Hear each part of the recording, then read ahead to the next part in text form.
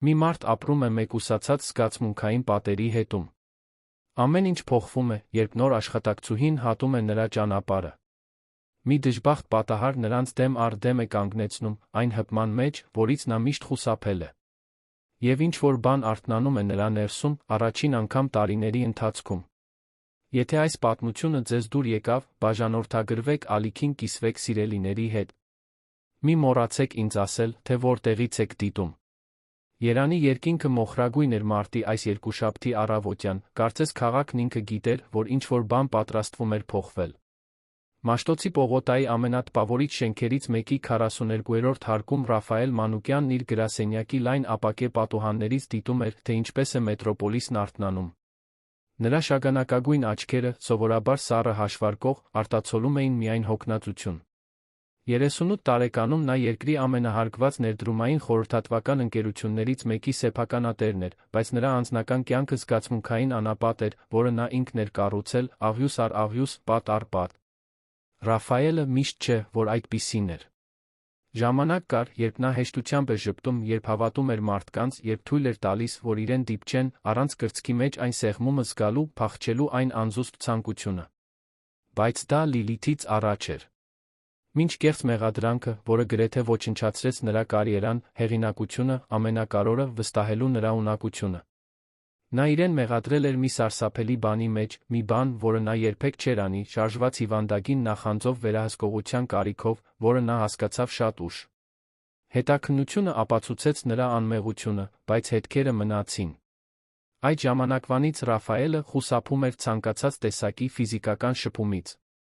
Ձեռքսեղմումն արդեն բավական էր, որ նա սառը քրտինքով ծածկվեր։ Գրկախառնությունը անհնար էր։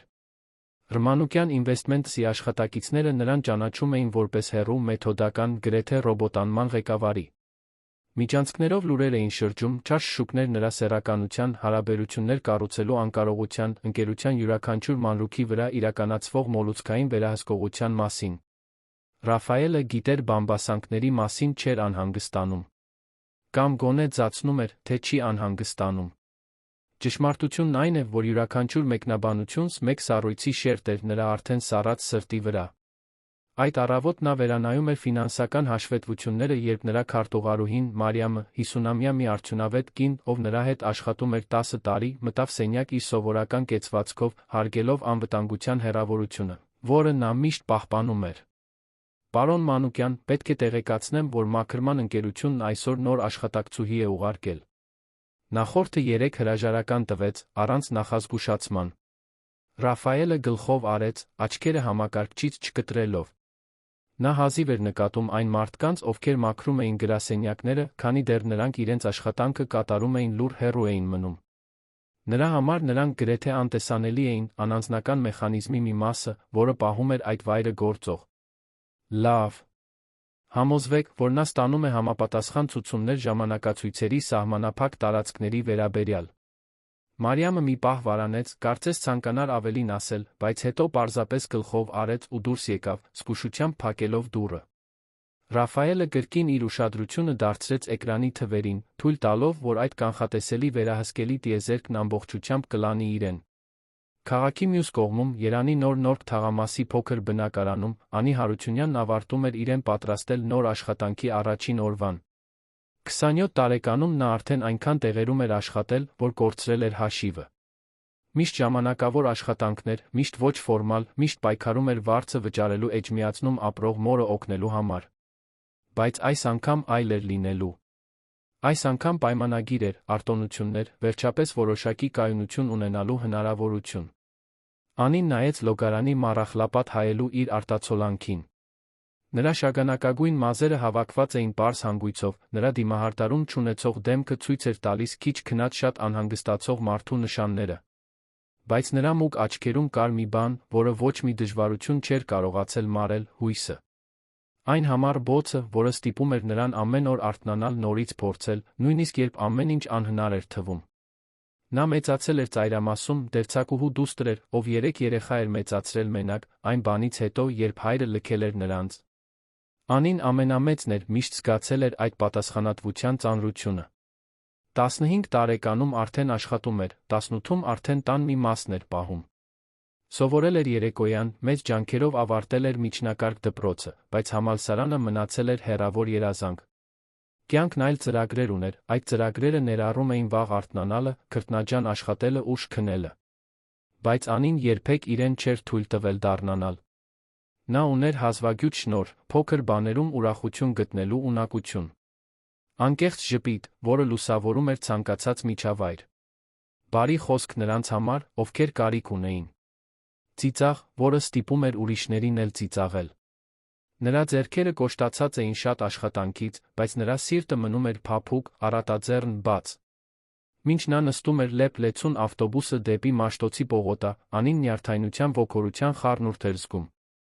Շենքը, որտեղ նա աշխատելու էր, հսկայական էր, տպավորիչ, այնպիսին, որ նա միշտ հեռվից էր տեսել, երբեք չէր պատկերացրել, որ կմտնի։ Երբ նա վերջապես հասավ անցավ առաջին հարկի անցակետով, իրեն փոքր զգաց այդքան մեծության առաջ։ Փայլուն մարմարը, հսկայական ջահերը, կոստյումներով բարձրակրունկներով մարդիկ, ովքեր շտապում էին իրենց կաշվե պայուսակներով։ Դա այլ աշխարհ էր։ Մաքրման թիմի ղեկավարը, տիկին Արաքսին, ամրակազմ կտրուկ ձայնով մի տիկին, նրան դիմավորեց արագ ուղղակի ցուցումներով։ Անին ուշադրություն դարձրեց յուրաքանչյուր մանրուքի, մտքում նշելով այն ամենը, ինչ պետք էր իմանալ։ Նրա տարածքը լինելու էր 30-րդից մինչ 42-րդ հարկը, հիմնականում վարչական գրասենյակները, հանդիպումների սենյակները։ Տիկին Արաքսին շեշտեց մի կետ. 42-րդ հարկում էր ընկերության սեփականատիրոջ գրասենյակը, նա չափազանց պահանջկոտ ու փակ էր։ Մի մոտեցեք նրան առանց անհրաժեշտության։ Մի փորձեք զրույց սկսել։ Կատարեք ձեր աշխատանքը, եղեք անտեսանելի։ Պարոն Մանուկյանը չի սիրում անհանգստացվել։ Անին համաձայնեց, թե տարօրինակ էր համարում, որ ինչ-որ մեկը կարող է այդքան հեռու լինել։ Բայց ով էր ինքը դատելու համար։ Յուրաքանչյուրն ուներ իր պատճառները, իր դերը, իր պատմությունները։ Նա այստեղ էր աշխատելու, ոչ թե ղեկավարների շրջանում ընկերներ ձեռք բերելու։ Այդ աշխարհը նրանը չէր, նա դա գիտեր։ Առաջին ժամերը լարված էին։ Անին մաքրեց սենյակներ, դատարկեց աղբամաններ, սրբեց ապակիներ, կարգի բերեց խոհանոցները։ Դա մի աշխատանք էր, որը նա լավ գիտեր, որը նրա ձեռքերը կատարում էին գրեթե ավտոմատ կերպով։ Բայց նա նվիրվածություն էր դնում յուրաքանչյուր խնդրի մեջ, քանի որ այդպես էր իր մայրը սովորեցրել։ Եթե անում ես, արա լավ։ Անկախ նրանից, թե ինչ է։ Առավոտյան ժամը 11-ի շրջակայքում Անին ստիպված էր բարձրանալ 42-րդ հարկ, մաքրելու հիմնական հանդիպումների սենյակը։ Նրա սիրտը մի փոքր արագացավ, երբ վերելակի դռները բացվեցին։ Միջանցքն էլ ավելի շքեղ էր, քան մյուս հարկերը, հաստ գորգով պատերին արվեստի գործերով։ Այնտեղ ամեն ինչից ուշ փող էր բուրում։ Նա գտավ հանդիպումների սենյակը, դատարկ սկսեց իր աշխատանքը։ Ապակե սեղանը հսկայական էր, կաշվե աթոռներն ավելի հարմարավետ էին թվում, քան իր սեփական անկողինը։ Անին մաքրում էր ապակիները, երբ լսեց մոտեցող քայլեր։ Շրջվեց, տեսավ մի բարձրահասակ տղամարդու, ամբասիր կոստյումով, հետ սանրված մուգ մազերով, լուրջ արտահայտությամբ, որը կարծես քարից էր քանդակված։ Նա անցավ նրա կողքով, առանց նայելու, առանց մի խոսք ասելու, կարծես նա իսկապես անտեսանելի լիներ։ Ռաֆայել Մանուկյան, ենթադրեց Անին։ Սեփականատերը։ Մարդը, ով սիրում էր անտեսանելի լինել ուրիշներին, նույն կերպ էր վերաբերվում։ Նա տխրություն զգաց նրա համար, թե հստակ չգիտեր, թե ինչու։ Այդ մարդու մեջ կար մի բան, որը գերազանցում էր սառնությունը։ Մի բան, որը կոտրված էր թվում։ Օրերն անցնում էին, Անին սովորում էր առօրյային։ Նա երբեմն հանդիպում էր Ռաֆայելին միջանցքներում, միշտ լուռ, միշտ նրանց միջ եղած անտեսանելի պատով։ Բայց նա սկսեց նկատել փոքր մանրամասներ։ Այն, թե ինչպես էր նա խուսափում որևէ մեկին դիպչելուց։ Ինչպես էր նա հետ քաշվում, երբ ինչ-որ մեկը չափազանց մոտ էր մոտենում։ Ինչպես էին նրա ձեռքերը թեթակի դողում, երբ նա պետք է ստորագրեր ինչ-որ փաստաթուղթ, որը նրան էին տալիս։ Դա պարզապես սառնություն չէր։ Դա վախ էր։ Անին չափազանց հետաքրքրասեր կարեկցող սիրտ ուներ, դա անտեսելու համար։ Նա սկսեց հեռվից դիտել նրան, ոչ թե ռոմանտիկ հետաքրքրությունից, այլ անկեղծ մտահոգությունից դրդված։ Ինչ տեսակի ցավ էր այդպես փոխում մարդուն։ Ինչ ուրվական էր հետապնդում այդ մարդուն, որ նա իր շուրջն այդքան բարձր ամրոց կառուցեր։ Իր առաջին օրվանից 2 շաբաթ անց տեղի ունեցավ այն իրադարձությունը, որը ամեն ինչ կփոխեր։ Անին մաքրում էր 42-րդ հարկի միջանցքը, սրբելով դեռս թաց հատակը, երբ տեսավ Ռաֆայելին հանդիպումից դուրս գալիս։ Նա շեղված էր, նայում էր հեռախոսին, ճակատը կնճռոտված, ինչպես միշտ։ Անին ցանկացավ նրան զգուշացնել սայթաքուն հատակի մասին, բայց մինչ նա կկարողանար որևէ բան ասել, նա կանգնեց թաց հատվածի վրա։ Ամեն ինչ տեղի ունեցավ դանդաղ շարժումով։ Ռաֆայելի ոտքերը սայթաքեցին, նրա մարմինը կորցրեց հավասարակշռությունը։ Անին, զուտ բնազդով, բաժակը գցեց փորձեց պահել նրան։ Բայց նրա քաշը նա Անին դուրս բերեց հավասարակշռությունից, նրանք երկուսով ընկան։ Երբ վերջապես դադարեցին գլորվել, Անին նստած էր հատակին, իսկ Ռաֆայելը բառացիորեն նրա գրկում էր, դեմքը նրա դեմքից մի քանի սանտիմետր հեռավորության վրա։ Մի պահ աշխարհը կանգ առավ։ Ռաֆայելի շագանակագույն աչքերը լայնացան, Անին սպասեց զայրույթի պայթյունին, մեղադրանքներին, անհապաղ աշխատանքից ազատմանը։ Բայց ոչինչ տեղի չունեցավ։ Այն, ինչ նա տեսավ այդ աչքերում, լրիվ այլ բան էր, զարմանք։ Ցնցում։ Եվ էլի մի բան, որը նա չէր կարողանում վերծանել։ Ռաֆայելն իր մարմինը զգաց այնպես, ինչպես տարիներ շարունակ չէր զգացել։ Նրա հպումը, նրա ձեռքերի ջերմությունը իր ձեռքերին, նրա էժան օծանելիքի փափուկ հոտը, խառնված օճառի հոտին։ Դրանցից ոչ մեկը չառաջացրեց սովորական խուճապը։ Ոչ մի տրավմատիկ հիշողություն չներխուժեց նրա միտքը։ Ոչ մի մեղադրական ձայն չարձագանքեց նրա ականջներում։ Ընդհակառակը, նրա մարմինը արձագանքեց մի բանով, որը նա մոռացել էր, որ գոյություն ունի՝ ցանկություն։ Նրանք այդպես մնացին մի քանի վայրկյան, որոնք հավերժ թվացին։ Անին չէր համարձակվում շարժվել։ Ռաֆայելը կարծես քարացած լիներ։ Նա էր, ով վերջապես խախտեց լռությունը, նրա ձայնը դուրս եկավ ցածր անհանգիստ։ Պարոն, դուք լավ եք։ Կներեք, ես պետք է թաց հատակի նշան դնեի, իմ մեղքն էր, ես։ Ռաֆայելը արագ ոտքի կանգնեց, բայց առանց այն կտրուկ հուսահատ շարժման, որը սովորաբար կաներ։ Նրա ձեռքերն օգնեցին նրան բարձրանալ, նույնիսկ այն բանից հետո, երբ նա ոտքի էր կանգնած, նա մի քանի վայրկյան ձգձգեց, բաց թողնելու նրան։ Նրա մատները դեռ զգում էին նրա մաշկի ջերմությունը համազգեստի միջով։ Ձեր մեղքը չէր, ասաց նա, նրա ձայնը տարբեր էր, ավելի փափուկ, գրեթե մարդկային։ Ես պետք է ուշադիր լինեի։ Անին աչքերը թարթեց, զարմացած։ Սա նույն մարդն էր, ով երբեք ոչ ոքի հետ չէր խոսում։ Նույն մարդը, ով բոլորի հետ սառցե հեռավորություն էր պահպանում։ Նա ավելի ուշադիր նայեց նրան, նկատեց, որ նա նույնքան շփոթված էր թվում, որքան ինքը։ Կարծես նրա ներսում ինչ-որ բան արթնացել լիներ, նա չգիտեր, թե ինչ անել դրա հետ։ Ես կգնամ նշանը բերեմ, պարոն։ Դա էլ չի կրկնվի։ Ռաֆայելը գլխով արեց, բայց չհեռացավ։ Նա կանգնած մնաց այնտեղ, նայելով նրան, կարծես առաջին անգամ էր տեսնում։ Անին զգաց, թե ինչպես են նրա այտերը կարմրում այդ լարված հայացքի տակ։ Նրա մեջ կար մի բան, որը նրան շփոթեցնում էր, բայց ոչ վախեցնում։ Դա տարբեր էր։ Կարծես նա փորձում էր վերծանել մի հանելուկ, որը ներկայացնում էր Անին։ Ինչ է ձեր անունը, հանկարծ հարցրեց նա։ Անի, պարոն։ Անի Հարությունյան։ Անի, կրկնեց նա, կարծես անունը փորձելով իր լեզվի վրա։ Տարիներ շարունակ առաջին անգամ էր, որ Ռաֆայելը ցանկանում էր ինչ-որ մեկի անունն իմանալ, առանց մասնագիտական անհրաժեշտության։ Այդ կնոջ մեջ կար մի բան։ Մի բան, որը նրան հետաքրքրում էր։ Մի բան, որը նրան միաժամանակ հանգստացնում անհանգստացնում էր։ Նա վերջապես շրջվեց, քայլեց դեպի իր գրասենյակը, բայց նրա միտքը լիովին դուրս էր ֆինանսական հաշվետվություններից։ Նա կարողանում էր մտածել միայն այդ պահի մասին։ Նրա հպման մասին։ Խուճապի բացակայության մասին։ Մի բանի առկայության մասին, որը նա այդքան երկար ժամանակ չէր զգացել, որ գրեթե չէր ճանաչում, ինչ-որ մեկի մոտ լինելու ցանկություն։ Այդ գիշեր Ռաֆայելը հազիվ քնեց։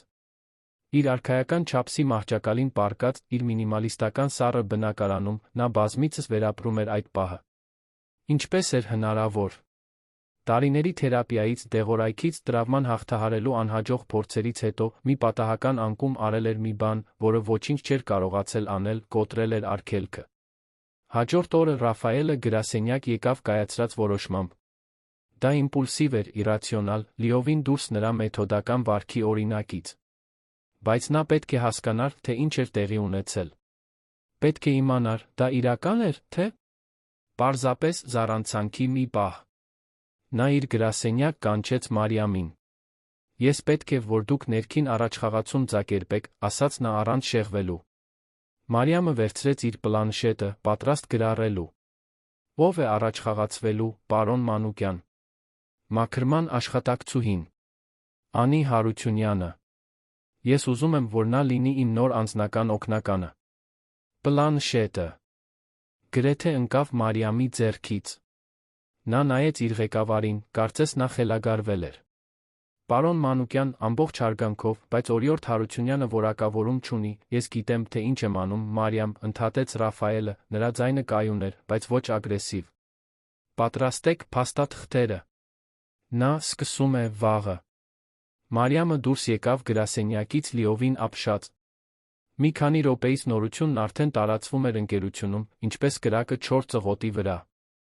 Սառցե ղեկավարը, մարդը, ով երբեք ոչ ոքի վրա չէր նայում, մաքրուհուն առաջխաղացրել էր, դարձնելով իր անձնական օգնականը։ Լուրերը պայթեցին։ Ոմանք ասում էին, որ նա պետք է ինչ-որ գաղտնիք իմանար նրա մասին։ Ուրիշներն ակնարկում էին, որ վերջապես նա բացահայտել է իր իրական նախասիրությունները։ Բամբասանքը տարածվում էր լայնորեն, դաժանորեն, անողոքաբար։ Անին նորությունն իմացավ, երբ տիկին Արաքսին դեռ առավոտյան կանչեց նրան, շփոթություն, անհանգստություն խառնած արտահայտությամբ։ Չգիտեմ, թե ինչ ես արել, աղջիկս, բայց պարոն Մանուկյանը խնդրել է քո փոխանցումը։ Դու լինելու ես նրա անձնական օգնականը։ Անին զգաց, թե ինչպես է հողը սահում իր ոտքերի տակից։ Անձնական օգնական։ Ինքը։ Դա ամենին իմաստ չուներ։ Նա կրթություն չուներ, փորձ չուներ, ոչինչ չուներ, որը կարդարացներ դա։ Միգուցե նա սխալ բան էր արել։ Միգուցե այդ անկումը ինչ-որ խնդիր էր առաջացրել, որը նա չէր նկատել։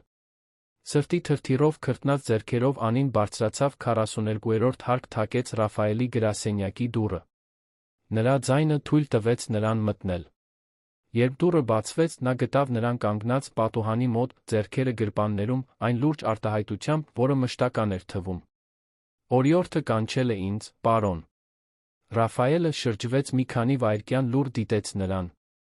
Նրա հայացքում ինչ-որ տարբեր բան կար։ Ավելի քիչ սառը։ Ավելի լարված։ Այո։ Ես ուզում եմ, որ դու լինես իմ անձնական օգնականը։ Դու կսկսես վաղը։ Մարիամը քեզ կսովորեցնի պարտականությունները։ Աշխատավարձը կլինի 3 անգամ ավելի, քան դու հիմա ես ստանում։ Անին բացեց բերանը, բայց ոչ մի խոսք դուրս չեկավ։ 3 անգամ ավելի։ Դա լիովին կփոխեր նրա կյանքը։ Նա կարող էր ավելին օգնել իր մորը, միգուցե նույնիսկ դասընթաց անցնել, մի փոքր խնայել։ Բայց ինչու էր նա դա անում։ Պարոն Մանուկյան, ամբողջ հարգանքով, ես չեմ հասկանում։ Ինչու։ Ես։ Ռաֆայելը վարանեց։ Նա ինքը պատասխան չուներ, որը իմաստ կունենար։ Ինչպես կարող էր բացատրել, որ նա միակ մարդն էր, ով իրեն խուճապ չէր առաջացնում։ Որ նրա հպումը եղել էր ժանգոտ կողպեքի մեջ շրջվող բանալու նման։ Որ նա պետք է հասկանար, թե ինչ էր տեղի ունեցել։ Դու արդյունավետ ես, ասաց նա վերջապես։ Ես տեսա, թե ինչպես ես աշխատում։ Նվիրված ես։ Ուշադիր մանրամասներին։ Դրանք այն հատկություններն են, որոնք ինձ անհրաժեշտ են օգնականի մեջ։ Դա սուտ էր, երկուսն էլ գիտեին դա։ Բայց Անին ընտրեց չհարցնել։ Նրան պետք էր այդ աշխատանքը, այդ գումարը, այդ հնարավորությունը։ Եթե նա ուներ իր պատճառները, ապա ինքը ոչ ոք չէր դատելու համար։ Ես կանեմ իմ լավագույնը, պարոն Մանուկյան։ Շնորհակալություն հնարավորության համար։ Երբ նա դուրս եկավ, Ռաֆայելը նորից նայեց պատուհանից։ Նա գիտեր, որ հենց նոր քայլ էր կատարել դեպի անհայտ վտանգավոր տարածք։ Բայց տարիների ընթացքում առաջին անգամ նրա ներսում ինչ-որ բան ցանկանում էր ռիսկի դիմել։ Ցանկանում էր փորձել։ Ցանկանում էր իմանալ, արդյոք նա դեռ ի վիճակի է զգալ ինչ-որ բան, բացի վախից միայնությունից։ Անին վերելակով իջավ, գլուխը պտտվելիս։ Իր կյանքը հենց նոր գլխի վայր էր շրջվել, նա նույնիսկ չգիտեր, դա լավ էր, թե վատ։ Նա նայեց իր կոշտացած ձեռքերին, մտածեց այն բոլոր անգամների մասին, երբ երազել էր նման հնարավորության մասին։ Բայց երբեք չէր պատկերացրել, որ դա այդպես կլինի։ Այդքան հանկարծակի, այդքան անբացատրելի, այդքան սարսափելի։ 30-րդ հարկի խոհանոցում երկու աշխատակցուհի ցածր ձայնով մեկնաբանում էին։ Նա պետք է որ նրա վրա հարձակված լինի։ Ուրիշ բան չի կարող լինել։ Կամ նա վերջապես խոստովանել է այն, ինչ բոլորն արդեն գիտեին։ Այդ մարդը չափազանց տարօրինակ է։ Անին լսեց մեկնաբանությունները անցնելիս, զգաց, թե ինչպես են իր այտերը այրվում։ Այսպես էր։ Մարդիկ արդեն պատմություններ էին հորինում, արդեն դատում էին։ Նա լավ գիտեր այդ տեսակի դաժանությունը։ Նա մեծացել էր, լսելով չար մեկնաբանություններ իր մոր, իր վիճակի, իր պարզ հագուստի մասին։ Բայց նա միշտ գլուխը բարձր պահել էր, առաջ էր գնացել։ Եվ հիմա էլ նույնն էր անելու։ Մինչդեռ 42-րդ հարկում Ռաֆայելը նստեց իր աթոռին, ձեռքերը տարավ դեմքին։ Ինչ էր նա արել։ Դա հակասում էր այն ամենին, ինչ նա կառուցել էր վերջին տարիներին։ Բոլոր արգելքները, բոլոր զգացմունքային անվտանգության արձանագրությունները։ Բայց նրա մեջ ինչ-որ բան գիտեր, որ դա մի ռիսկ էր, որը նա պետք է աներ։ Որովհետև Լիլիթից, մեղադրանքից, մղձավանջից հետո առաջին անգամ նա զգացել էր ինչ-որ բան, բացի դատարկությունից։ Իսկ եթե դա նրա միակ հնարավորությունն էր նորից ապրելու։ Իսկ եթե կոշտացած ձեռքերով, անկեղծ ժպիտով այդ կինը պատասխանն էր, որը ոչ մի թերապիա չէր կարողացել տալ։ Նա ոչինչ չգիտեր հաստատ, բայց պատրաստ էր պարզել։ Երան քաղաքը շարունակում էր իր խելահեղ առօրյան ներքում, անտարբեր մարդկային դրամաներին, որոնք տեղի էին ունենում 42-րդ հարկում։ Բայց Ռաֆայելի Անիի համար ինչ-որ բան փոխվել էր։ Մի դուռ էր բացվել։ Եվ նրանցից ոչ ոք դեռ չգիտեր, թե ուր կտաներ այն։ Նրանք միայն գիտեին, որ այլս հետդարձի ճանապարհ չկար։ Ճակատագիրը իր յուրահատուկ հեգնանքով երկու լիովին տարբեր մարդկանց նույն ճանապարհի վրա էր դրել։ Եվ հիմա մնում էր միայն քայլել, պարզել, թե ուր կտաներ այդ ճանապարհը։ Դեպի բուժում, թե դեպի նոր վերք։ Դեպի սիրտ, թե դեպի ավելի մեծ ցավ։ Ժամանակը ցույց կտա։ Բայց ինչ-որ բան արդեն հաստատ էր, ոչինչ այլս նախկինի պես չէր լինի։ Պատմեք ինձ, թե ինչ կարծիք ունեք այս պատմության մասին, ինչպես եք կարծում, թե ինչպես այն կավարտվի։ Անի Զարթուցիչը զանգեց առավոտյան 5:30-ին, բայց նա արդեն արթուն էր առնվազն 1 ժամ։ Անձնական օգնականի պաշտոնում առաջին օրվա անհանգստությունը թույլ չէր տվել նրան հանգիստ քնել։ Նա նայեց իր սենյակի փոքրիկ զգեստապահարանին, հոգոց հանեց։ Նրա հագուստները պարզ էին, հարմար մաքրման աշխատանքի համար, բայց ոչ ղեկավարի կողքին աշխատելու համար։ Իր խնայած քիչ գումարով նա գնաց կենտրոնի մի հանրաճանաչ խանութ, գնեց 2 ստաբատ, 2 սպիտակ, 1 մուգ կապույտ բլուզ։ Ոչինչ շքեղ, բայց ներկայանալի։ Երբ նա հասավ Մաշտոցի պողոտայի շենք, Անին զգաց հայացքների ծանրությունը։ Աշխատակիցները նրան դիտում էին հետաքրքրությամբ, ոմանք անվստահությամբ, ուրիշներն վատ քողարկված արամարանքով։ Նա լսեց շշուկներ ճանապարհին, տեսավ հեգնական ժպիտները, զգաց թշնամանքը, որը բխում էր որոշակի խմբերից։ Բայց նա գլուխը բարձր պահեց։ Նա ոչ ոքի պարտականություն չուներ։ Նա ոչ մի սխալ բան չէր արել։ Մարիամը նրան սպասում էր 42-րդ հարկում, արտահայտությամբ, որը մասնագիտականության զսպված անհամաձայնության խառնուրդ էր։ Ռաֆայելի քարտուղարուհին չէր թաքցնում, որ այդ առաջխաղացումը գրոտեսկային սխալ էր համարում, բայց նա չափազանց արդյունավետ էր, թույլ տալու իր անձնական կարծիքներին միջամտել աշխատանքին։ Բարի լույս, Անի։ Ես քեզ կբացատրեմ հիմնական պարտականությունները։ Դու պատասխանատու կլինես պարոն Մանուկյանի օրակարգի, փաստաթղթերի կազմակերպման, անհրաժեշտության դեպքում հեռախոսազանգերին պատասխանելու վարչական առաջադրանքներում ինձ օգնելու համար։ Պարոն Մանուկյանը չափազանց կետիկական մանրակրկիտ է։ Նա չի հանդուրժում ուշացումներ, սխալներ կամ անկազմակերպություն։ Հասկանալի է։ Անին գլխով արեց, մտքում նշելով ամեն ինչ։ Նա նյարդային էր, բայց վճռական էր ապացուցել, որ արժանի է այդ հնարավորությանը։ Մարիամը հաջորդ 2 ժամը ծախսեց համակարգեր, կոդեր, արձանագրություններ բացատրելու վրա։ Շատ տեղեկատվություն կար, բայց Անին ամեն ինչ կլանում էր տպավորիչ կենտրոնացումով։ Նա միշտ լավ էր սովորում, անելով, արագ հարմարվելով նոր միջավայրերին։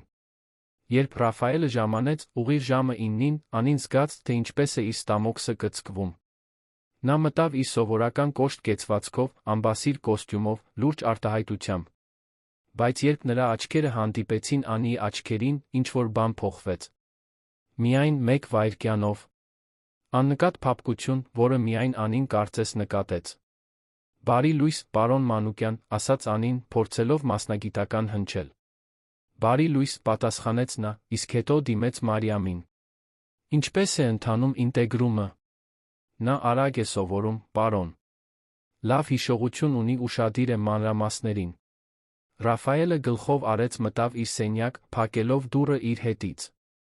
Անին բաց թողեց պահած շունչը։ Առաջին հանդիպումն անցել էր։ Հիմա մնում էր միայն շարունակել աշխատել, անել լավագույնը, ինչ կարող էր, ապացուցել, որ ինքը պարզապես մաքրուհի չէ, որին առաջխաղացրել են քմահաճույքով։ Առաջին օրերը դժվար էին։ Անին փոքր սխալներ էր անում, շփոթում էր հեռախոսային համարները, փաստաթղթերը սխալ հերթականությամբ էր դասավորում։ Բայց նա արագ էր սովորում, սխալներից չէր կրկնում դրանք։ Մարիամը, չնայած սկզբնական դիմադրությանը, սկսեց գիտակցել, որ աղջիկը ներուժ ունի։ Նա նվիրված էր, կետիկական, պատրաստ էր ավելի ուշ մնալ, եթե անհրաժեշտ լիներ։ Նա կատարյալ օգնական չէր, բայց անկեղծորեն ջանքեր էր գործադրում։ Ռաֆայելը հեռվից դիտում էր ամեն ինչ։ Նա հաճախ էր Անիին կանչում իր սենյակ, միշտ ինչ-որ մասնագիտական պատրվակով։ Սուրճ էր պետք։ Պետք էր, որ նա որոշ ֆայլեր կարգավորեր։ Պետք էր, որ նա ստուգեր մի աղյուսակ։ Իրականում, նա պարզապես ցանկանում էր նրա մոտ լինել։ Զգալ այն տարօրինակ հանգստացնող զգացողությունը, որը նա առաջացնում էր։ Փորձարկել իր սեփական արձագանքի սահմանները։ Մի անգամ կեսօրին, Անի առաջխաղացումից 3 շաբաթ անց, Ռաֆայելը նրան կանչեց իր սենյակ, քննարկելու հաջորդ շաբաթվա ծրագիրը։ Նա մտավ իր գրառումների թղթապանակով, ինչպես միշտ մասնագիտական, նստեց նրա սեղանի դիմացի աթոռին։ Ռաֆայելը բացատրում էր պարտականությունները, երբ գրիչը գցեց։ Երկուսն էլ միաժամանակ կռացան, այն վերցնելու համար նրանց ձեռքերը դիպան իրար։ Դա ընդամենը 1 վայրկյան էր։ Կարճատ շփում։ Բայց Ռաֆայելը նորից զգաց այն էլեկտրական լիցքաթափումը։ Այն խուճապի բացակայությունը։ Այն արթնացող ինչ-որ բանի զգացողությունը։ Անին նույնպես զգաց։ Նա նայեց նրան, նրա աչքերում տեսավ մի բան, որը ստիպեց նրան կարմրել։ Դա պարզապես մասնագիտական հետաքրքրություն չէր։ Դա ավելի խորը բան էր։ Մի բան, որը նրան միաժամանակ վախեցնում, հետաքրքրում էր։ Կներեք, արագ ասաց նա, բաց թողնելով գրիչը։ Կարիք չկա ներողություն խնդրելու, պատասխանեց Ռաֆայելը, նրա ձայնը ավելի ցածր, ավելի մտերմիկ հնչեց։ Նրանք վերադարձան իրենց դիրքերին, բայց սենյակի մթնոլորտում ինչ-որ բան փոխվել էր։ Լարվածություն, որը անհարմար չէր, բայց այնտեղ էր, բաբախելով նրանց մեջ։ Անին ավարտեց պարտականությունները գրառելը, արագ դուրս եկավ, սիրտը չափազանց արագ բաբախելով։ Այդ գիշեր Անին հեռախոսով խոսեց իր մոր հետ։ Տիկին Սիրանուշը իմաստուն կին էր, ով շատ բան էր տեսել կյանքում, գիտեր ճանաչել, երբ ինչ-որ բան տարբեր էր դստեր ձայնում։ Մամ, իմ աշխատանքում տարօրինակ բան է կատարվում։ Ինչպես տարօրինակ, աղջիկս։ Իմ ղեկավարը, նա շատ հեռու մարդ է, գիտես։ Սարը։ Բայց երբեմն ես նկատում եմ, որ նա ինձ այնպես է նայում, որ չգիտեմ բացատրել։ Եվ երդվում եմ, ոչինչ չեմ արել դա խրախուսելու համար։ Ես պարզապես իմ աշխատանքն եմ կատարում։ Տիկին Սիրանուշը մի քանի վայրկյան լռեց, նախքան պատասխանելը։ Իսկ դու, Անի, ինչ ես զգում, երբ նա այդպես է նայում քեզ։ Անին վարանեց։ Չգիտեմ, մամ։ Ես շփոթվում եմ։ Նա իմ ղեկավարն է։ Եվ բացի այդ, նա ապրում է իմից լրիվ այլ աշխարհում։ Խելագարություն կլիներ մտածել որևէ այլ բանի մասին։ Աղջիկս, հիշում ես, ինչ էի քեզ միշտ սովորեցրել։ Սիրտը չի հասկանում սոցիալական տարբերություններից։ Բայց դու պետք է զգույշ լինես։ Հզոր տղամարդիկ կարող են վտանգավոր լինել, երբ ինչ-որ բան են ուզում։ Պաշտպանիր ինքդ քեզ։ Անին խոստացավ զգույշ լինել, բայց երբ անջատեց հեռախոսը, նրա խոսքերը շարունակում էին արձագանքել նրա մտքում։ Ինչ էր նա կոնկրետ զգում Ռաֆայել Մանուկյանի նկատմամբ։ Միայն երախտագիտություն հնարավորության համար։ Հետաքրքրություն, թե դա ավելի վտանգավոր բան էր։ Մինչդեռ կենտրոնի իր շքեղ բնակարանում Ռաֆայելը դիմակայում էր իր սեփական դերին։ Նա լրացուցիչ սեանս էր նշանակել իր թերապևտի, դոկտոր Ելենայի հետ, հոգեբան, ով նրան ուղեկցում էր 5 տարի Լիլիթի դեպքից ի վեր։ Դոկտոր Ելենան 60-ամյա կին էր, հանգույցով հավաքված մոխրագույն մազերով, քառակուսի շրջանակով ակնոցներով տողատակերը կարդալու տպավորիչ ունակությամբ։ Նա լսեց, թե ինչպես էր Ռաֆայելը նկարագրում տեղի ունեցողը չեզոք արտահայտությամբ, բայց նրա աչքերը հետաքրքրություն էին բացահայտում։ Ռաֆայել, թերապիայի այս բոլոր տարիներին դու երբեք լավ չես արձագանքել ոչ ոքի հպմանը։ Նույնիսկ իմ սկզբնական ձեռքսեղմմանը։ Ինչն է տարբեր այս կնոջ մեջ։ Չգիտեմ, խոստովանեց Ռաֆայելը, ձեռքերը տարելով մազերին հիասթափության ժեստով։ Երբ նա ինձ դիպչում է, ես խուճապ չեմ զգում։ Ես զգում եմ ցանկություն ավելի մոտ լինելու։ Դա սարսափելի է միաժամանակ ազատագրող։ Եվ դուք կարծում եք, որ դա կոնկրետ նրա հետ է կապված, թե՞ այն փաստի հետ, որ դուք վերջապես պատրաստ եք բուժվելու։ Ռաֆայելը մտածեց հարցի մասին։ Միգուցե երկուսն էլ։ Բայց նրա մեջ ինչ-որ բան կա, դոկտոր։ Ինչ-որ անկեղծ բան։ Նա ինձանից ոչինչ չի ուզում։ Նա ինձ չի նայում որպես նվաճվելիք մրցանակի կամ մանիպուլյացիայի ենթարկվելիք թիրախի։ Նա պարզապես գոյություն ունի։ Եվ ինչ-որ կերպ դա ինձ հանգստացնում է։ Դոկտոր Ելենան հանեց ակնոցները, մաքրեց ոսպնյակները, մի ժեստ, որը նա միշտ անում էր, երբ խորը մտածում էր։ Դուք այդ կնոջը առաջխաղացրել եք նրան մոտ պահելու համար։ Սա իմպուլսիվ վարք է, որը հակասում է այն ամենին, ինչ մենք աշխատել ենք այս տարիներին։ Հասկանում եք ռիսկերը։ Հասկանում եմ։ Բայց տարիների ընթացքում առաջին անգամ զգում եմ, որ արժե ռիսկի դիմել։ Թերապևտը դանդաղ գլխով արեց։ Այդ դեպքում եկեք աշխատենք դրա վրա։ Բայց զգուշությամբ։ Ռաֆայել, դուք խոցելի եք։ Եվ խոցելի մարդիկ որոշումներ են կայացնում, որոնք կարող են էլ ավելի վնասել նրանց։ Ռաֆայելը խորհրդակցությունից դուրս եկավ, գլուխը հակասական մտքերով լի։ Նա գիտեր, որ ռիսկի է դիմում։ Գիտեր, որ կարող է նորից վնասվել։ Բայց նրա մեջ ինչ-որ բան, ինչ-որ համառ ու հույսով լի բան, որը նա կարծում էր, թե մահացել է, պնդում էր փորձել։ Հաջորդ շաբաթ Ռաֆայելի անիի միջ դինամիկան սկսեց նրբորեն փոխվել։ Նա սկսեց հարցնել նրա կարծիքը այն հարցերի շուրջ, որոնք դուրս էին նրա պարտականությունների շրջանակից։ Մեկնաբանում էր հաճախորդների, ներդրումային որոշումների, ընկերության մարտահրավերների մասին։ Անին, իր հերթին, զարմացնում էր նրան խելացի պատկերացումներով։ Նա ակադեմիական կրթություն չուներ, բայց ուներ կյանքի իմաստություն, մարդկանց իրավիճակները կարդալու ունակություն, որը տպավորում էր։ Մի անգամ կեսօրին, հատկապես լարված հանդիպման ժամանակ դժվար հաճախորդի հետ, Անին ներկա էր, գրառումներ անելով։ Հաճախորդը, անշարժ գույքի ոլորտի ամբարտավան գործարար, անհեթեթ պահանջներ էր ներկայացնում, բոլորի հետ արամարանքով էր վերաբերվում։ Ռաֆայելը պահպանում էր իր մասնագիտական հանգստությունը, բայց Անին կարող էր տեսնել լարվածությունը նրա ուսերին, այն, թե ինչպես էին նրա ձեռքերը սեղմվում սեղանի տակ։ Երբ հաճախորդը վերջապես դուրս եկավ, Ռաֆայելը ծանր հոգոց հանեց, թուլացրեց փողկապը։ Նրա նման տղամարդիկ անպայմանորեն նվաստացնում են բոլորին, հզոր զգալու համար, մեկնաբանեց նա ավելի շատ իրեն, քան Անիին։ Նա կարող էր համաձայնվել հեռանալ, բայց ինչ-որ բան ստիպեց նրան խոսել։ Մարդիկ, ովքեր պետք է ուրիշներին նվաստացնեն, իրենց մեծ զգալու համար, ամենաանվստահն են բոլորից, պարոն Մանուկյան։ Իմ մայրը միշտ էր դա ասում։ Եվ նա ճիշտ էր։ Նրա նման տղամարդիկ վախենում են կորցնել իշխանությունը, քանի որ գիտեն, որ առանց դրա, նրանք ոչինչ են։ Ռաֆայելը նայեց նրան, անկեղծորեն զարմացած։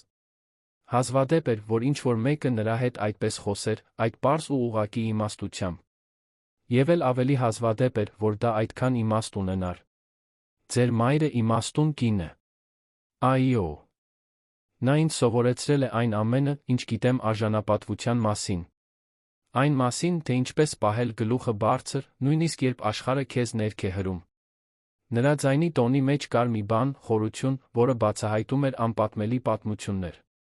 Ռաֆայելը հասկացավ, որ շատ քիչ բան գիտի այդ կնոջ մասին, բացի իր ինքնակենսագրականի հիմնական տվյալներից։ Որտեղից էր նա։ Ինչ էր նա անցել։ Ինչն էր նրան դարձնում այդքան ուժեղ միաժամանակ այդքան նուրբ։ Անի, կցանկանաք այսօր երեկոյան ինձ հետ ընթրել։ Խոսքերը դուրս եկան, նախքան Ռաֆայելը կկարողանար կրկնակի մտածել։ Նա գրեթե վախեցավ իր սեփական համարձակությունից։ Անին աչքերը թարթեց, հստակ զարմացած։ Պարոն Մանուկյան, ես չեմ կարծում, որ դա տեղին է, խնդրում եմ, դա մի դիտարկեք որպես անտեղի հարձակում։ Ես պարզապես կցանկանայի ավելի լավ ճանաչել ձեզ։ Որպես անձնավորություն, ոչ թե պարզապես որպես աշխատակցուհի։ Մենք կարող ենք գնալ հանրային ռեստորան, զրուցել որպես երկու մարդ։ Առանց ճնշումների։ Առանց երկրորդ մտադրությունների։ Անին վարանեց։ Նրա գլխի բոլոր շչակները ահազանգ էին տալիս։ Այդ հրավերն ընդունելը սահմանը հատել էր։ Բայց նրա աչքերում կար մի բան, այնքան անկեղծ խոցելիություն, որը ստիպեց նրան անտեսել ողջախոհությունը։ Լավ։ Բայց թող հստակ լինի, որ դա ոչինչ չի փոխում մեր մասնագիտական հարաբերություններում։ Իհարկե, համաձայնեց Ռաֆայելը, զգալով թեթացման նյարդայնության խառնուրդ։ Այդ գիշեր նրանք հանդիպեցին Կասկադի տարածքի աննկատ իտալական ռեստորանում։ Ռաֆայելը ընտրել էր էլեգանտ, բայց ոչ ցուցադրական վայր, որտեղ նրանք կարող էին անձնական զրուցել։ Երբ Անին հասավ հագած պարզ, բայց գեղեցիկ զգեստ, որը նա փոխ էր վերցրել ընկերուհուց, Ռաֆայելը զգաց, թե ինչպես է իր սիրտը արագանում։ Նա հիասքանչ էր։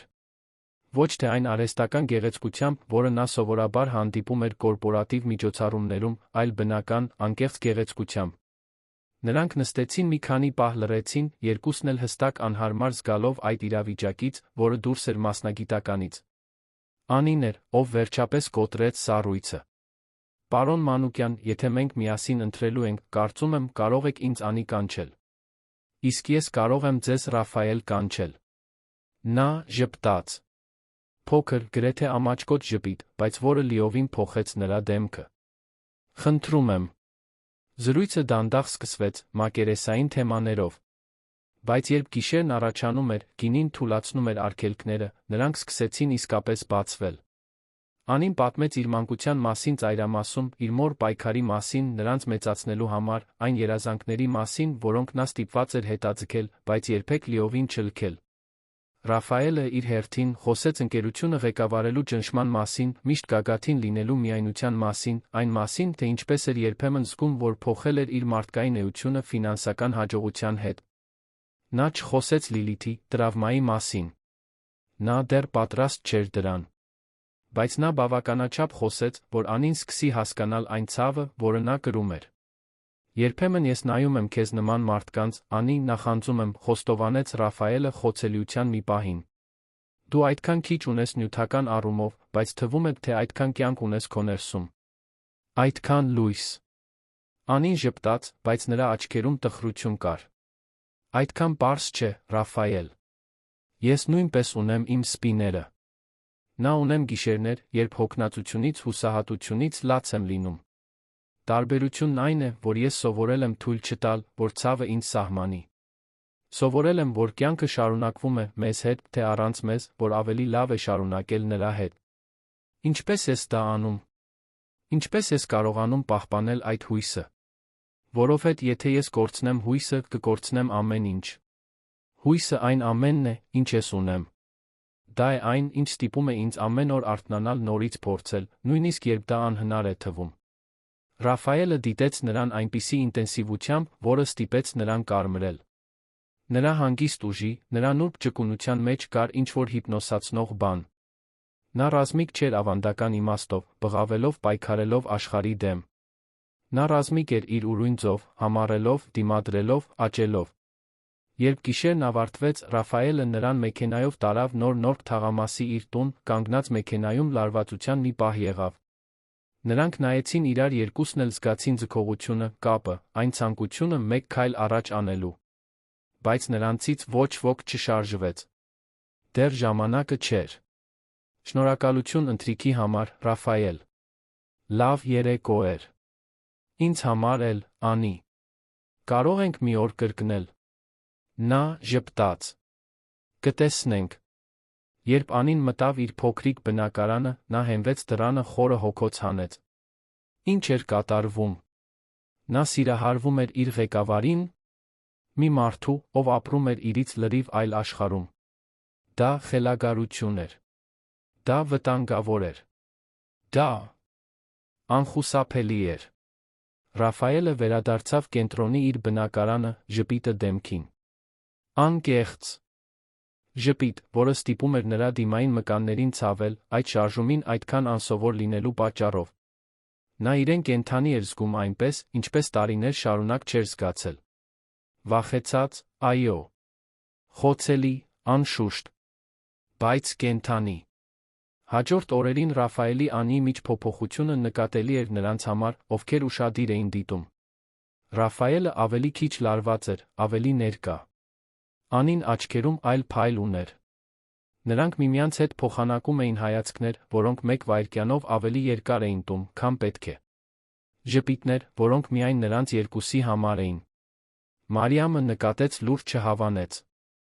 Մյուս աշխատակիցները նկատեցին սնուցեցին լուրերը։ Բայց Ռաֆայելն ու Անին իրենց սեփական պղպջակում էին, սովորելով ճանաչել միմյանց, սովորելով վստահել, սովորելով, որ միգուցե, պարզապես միգուցե, ճակատագիրը գիտեր, թե ինչ էր անում, երբ նրանց դրեց միմյանց ճանապարհին։ Բայց ինչպես ցանկացած լավ պատմության մեջ, խաղաղությունը հավերժ չէր տի։ Որովհետև քաղաքի ինչ-որ տեղում, կենտրոնի էլիտար թաղամասերից մեկի շքեղ բնակարանում, մի կին դիտում էր Ռմանուկյան Investments ընկերության սոցիալական ցանցերը տեսնում վերջին միջոցառման լուսանկարներ։ Եվ այդ լուսանկարներից մեկում, հետին պլանում, գրեթե աննկատելի, Ռաֆայելը խոսում էր մի կնոջ հետ, ում նա չէր ճանաչում։ Մի կնոջ, ով ստիպում էր նրան ժպտալ։ Լիլիթ Կամոյանը զգաց, թե ինչպես է զայրույթը եռում իր երակներում։ Նա մեկ անգամ ոչնչացրել էր Ռաֆայելին։ Եթե անհրաժեշտ լիներ, նորից կաներ։ Ի վերջո, եթե նա չէր կարողանում ունենալ նրան, ոչ ոք չէր կարող։ Եվ այդ կինը, ով էլ լիներ, պատրաստվում էր դա իմանալ ամենավատ ձով։ Ամիսներն անցնում էին, այն, ինչ սկսվել էր որպես անսպասելի կապ, վերածվեց շատ ավելի խորը բանի։ Ռաֆայելն ու Անին պարբերաբար միասին ընթրում էին, միշտ աննկատ վայրերում, միշտ աշխատանքի քննարկման պատրվակով, թե երկուսն էլ գիտեին, որ դա շատ ավելին էր, քան մասնագիտականը։ Նրանք ժամերով զրուցում էին, բացահայտելով անհավանական նմանություններ, ծիծաղելով կատակների վրա, որոնք միայն իրենք էին հասկանում, կառուցելով մտերմություն, որը միաժամանակ վախեցնում հանգստացնում էր։ Ռաֆայելը փոխվում էր այնպես, որ նա ինքն էլ հազիվ էր ճանաչում։ Նա ավելի շատ էր ժպտում։ Ավելի շուտ էր գալիս գրասենյակ, որովհետև գիտեր, որ Անին արդեն այնտեղ կլինի։ Պատրվակներ էր հորինում նրան իր սենյակ կանչելու համար, պարզապես նրան տեսնելու։ Տարիների ընթացքում առաջին անգամ նա գիշերվա կեսին չէր արթնանում մղձավանջներից, մեղադրանքների դատարանների մասին։ Նրա ներկայությունը իր կյանքում բալասանի նման էր, հանգստացնելով փոթորիկները, որոնք նա կարծում էր, թե հավերժ կլինեն։ Անին նույնպես զգում էր փոխակերպումը։ Նա, ով միշտ ուժեղ անկախ էր, սովոր էր ամեն ինչ մենակ լուծել, սովորում էր ընդունել օգնությունը, վստահել մեկին իրենից բացի։ Ռաֆայելը խրախուսեց նրան անցնել վարչարարության տեխնիկական դասընթաց, վճարեց բոլոր ամսական վճարները, առանց նրա խնդրելու։ Երբ նրա մորը վիրահատություն պետք եղավ, նա ապահովեց լավագույն բժիշկներին փոխհատուցում չընդունեց։ Այդ ժեստերը փողի մասին չէին։ Դրանք հոգատարության մասին էին։ Սիրո մասին։ Մի մարդու մասին, ով վերագտնում էր, թե ինչ էր նշանակում հոգ տանել մեկի մասին։ Մի անգամ կեսօրին, այդ առաջին անկումից 4 ամիս անց, Ռաֆայելը խնդրեց Անին մնալ աշխատանքից հետո։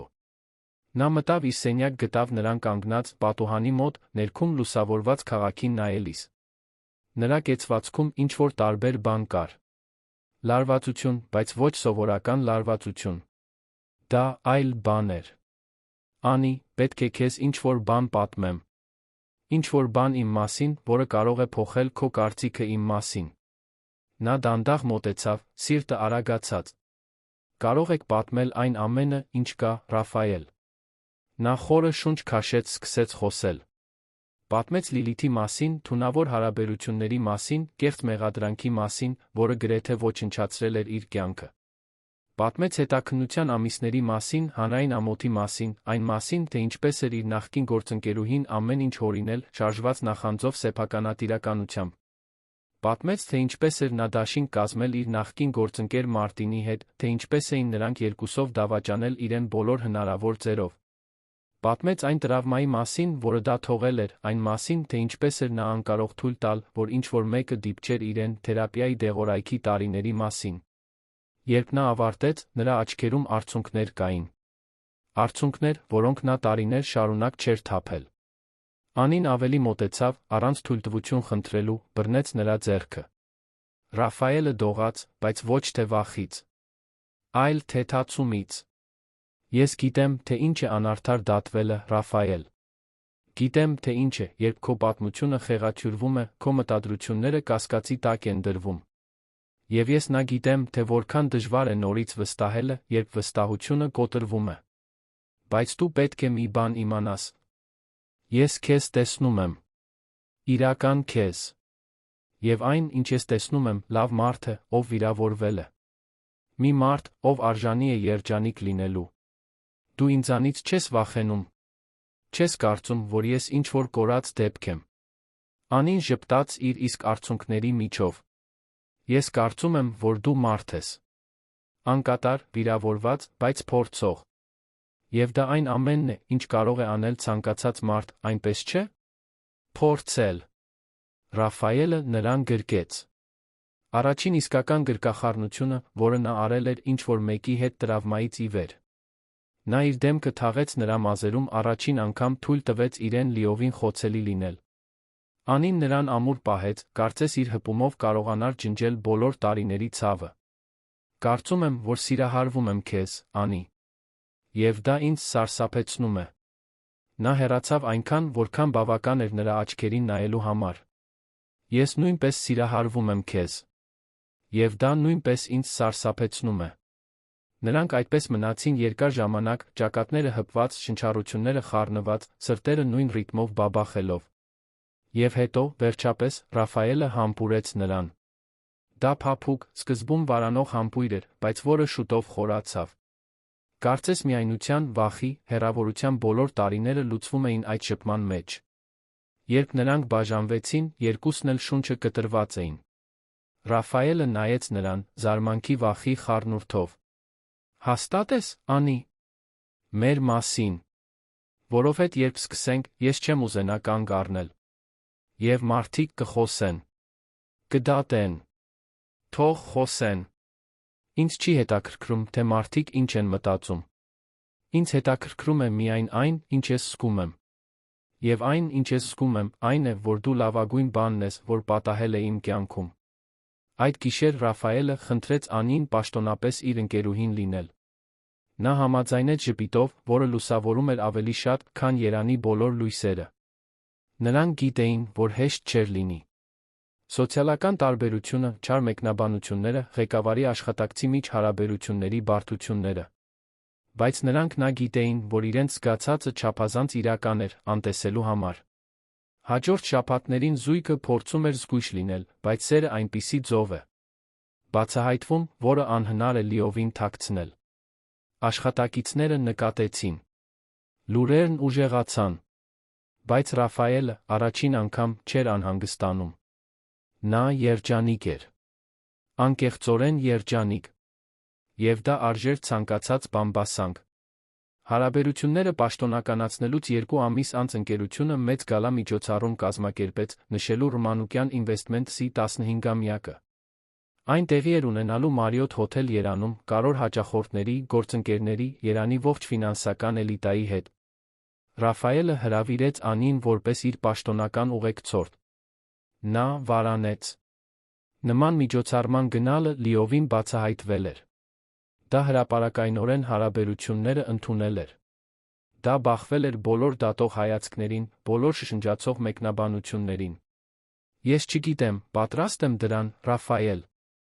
Նա նրբորեն բռնեց նրա ձեռքերը։ Ես հասկանում եմ քո վախը։ Բայց ժամանակն է դադարելու թաքնվել։ Ժամանակն է աշխարհին ցույց տալու, որ մենք ամոթ չենք զգում մեր զգացմունքների համար։ Իմ հետ ես։ Անին նայեց այդ մարդուն, ով այդքան կարևոր էր դարձել իր համար։ Այդ մարդուն, ով ստիպում էր նրան ծիծաղել, ով ստիպում էր նրան ապահով զգալ, ով սիրում էր նրան այնպիսի ինտենսիվությամբ, որը նա երբեք չէր կարծել, որ արժանի է։ Ինչպես կարող էր նա ոչ ասել. «Քեզ հետ եմ»։ Միշտ։ Միջոցառման երեկոն եկավ։ Անին նյարդային էր, բայց Ռաֆայելը նրա կողքին էր, դա ամեն ինչ փոխում էր։ Նա հագած էր պարզ, բայց էլեգանտ մուգ կապույտ զգեստ, որը Ռաֆայելը պնդել էր գնել նրա համար։ Նա իրեն գեղեցիկ էր զգում, բայց նա անտեղի էր այդքան շքեղության մեջ։ Երբ նրանք հասան սրահ, հայացքներն անմիջապես ուղղվեցին նրանց վրա։ Սառցե ղեկավարը, մարդը, ում երբեք ոչ ոքի հետ չէին տեսել, եկել էր մի կնոջ հետ, իր ձեռքերում։ Եվ դա պարզապես որե կին չէր։ Դա նրա նախկին մաքրուհին էր։ Բամբասանքն ակնթարթորեն պայթեց։ Ռաֆայելը զգաց, թե ինչպես է Անին դողում իր կողքին, ավելի ամուր սեղմեց նրա ձեռքը։ Շնչիր։ Ես այստեղ եմ։ Մենք միասին ենք։ Նրանք շրջեցին սրահում, Ռաֆայելը ողջունում էր հաճախորդներին, գործընկերներին, հպարտությամբ ներկայացնելով Անիին։ Նա իր հերթին զարմացնում էր բոլորին իր կեցվածքով տարբեր թեմաների շուրջ զրուցելու ունակությամբ։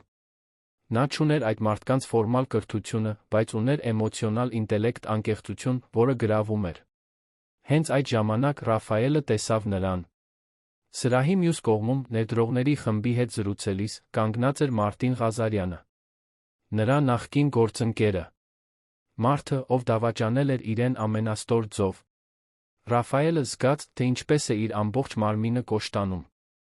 Անին անմիջապես նկատեց. Ինչ եղավ։ Դա նա է։ Իմ նախկին գործընկերը։ Մարտինը։ Նախքան նա կկարողանար պատասխանել, Մարտինը տեսավ նրանց։ Նրա դեմքին դաժան ժպիտ հայտնվեց, նա սկսեց քայլել դեպի նրանց։ Եվ նա մենակ չէր գալիս։ Նրա կողքին, սադրիչ կարմիր զգեստով թունավոր ժպիտով, կանգնած էր Լիլիթ Կամոյանը։ Ռաֆայելի աշխարհը կանգ առավ։ Նա նրան անձամբ չէր տեսել 3 տարի։ 3 տարի այն բանից հետո, երբ հետաքննությունը ապացուցեց նրա անմեղությունը, նա ստիպված եղավ խոստովանել, որ ստել էր։ 3 տարի այն բանից հետո, երբ նա ոչնչացրեց իր կյանքը, անպատիժ մնաց, որովհետև նա ուժ չուներ նրան քրեական պատասխանատվության ենթարկելու։ 3 տարի, որոնք բավարար չէին ցավը մոռանալու համար։ Անին զգաց, թե ինչպես է Ռաֆայելի մարմինը դողում։ Նա նայեց մոտեցող զույգին, անմիջապես իմացավ, թե ովքեր էին նրանք։ Ուրվականները։ Դերը։ Մարմնավորված ցավը։ Ռաֆայել, նայիր ինձ, ցածր ասաց նա, շրջելով նրա դեմքը դեպի իրեն։ Շնչիր։